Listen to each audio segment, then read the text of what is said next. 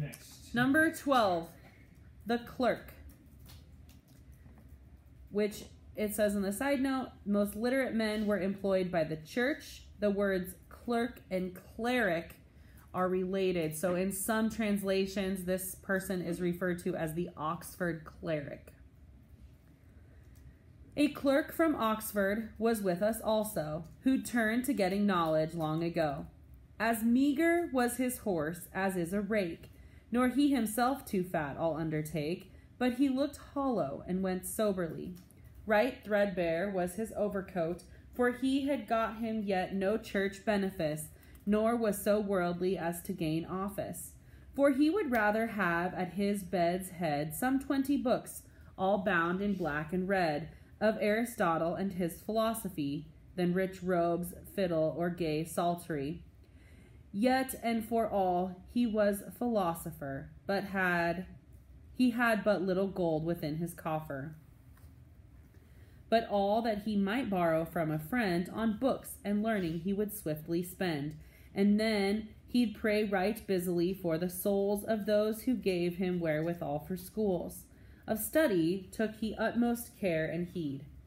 Not one word spoke he more than was his need, and that was said in fullest reverence, and short and quick and full of high good sense. Pregnant of moral virtue was his speech, and gladly would he learn and gladly teach. Okay, so what do we know about the clerk? He's a teacher. He's caring. Okay. What else? Virtuous, philosopher, poor. Why is he poor? Because he chooses to be. Because he spends it all on learning. On books. Particularly on books, which would cost to have 20 books is outrageous in this time period, because all books are printed by hand. Yes, and so they're very, very expensive. And most people would see little value in owning that many books. Back in this time Because they period, can't read. But he can, and he likes learning. Yes. Would it be difficult to like have, like, would it be hard to buy a book? Like how common was it to just go buy a book? Very uncommon. Oh, There were libraries, but again, only about maybe 30% of the population can read anyway. Mm-hmm. So,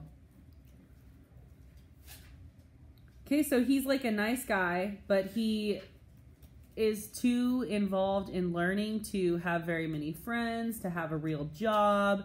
He doesn't care about what he looks like, so he's riding this really skinny looking horse. His clothes are raggedy.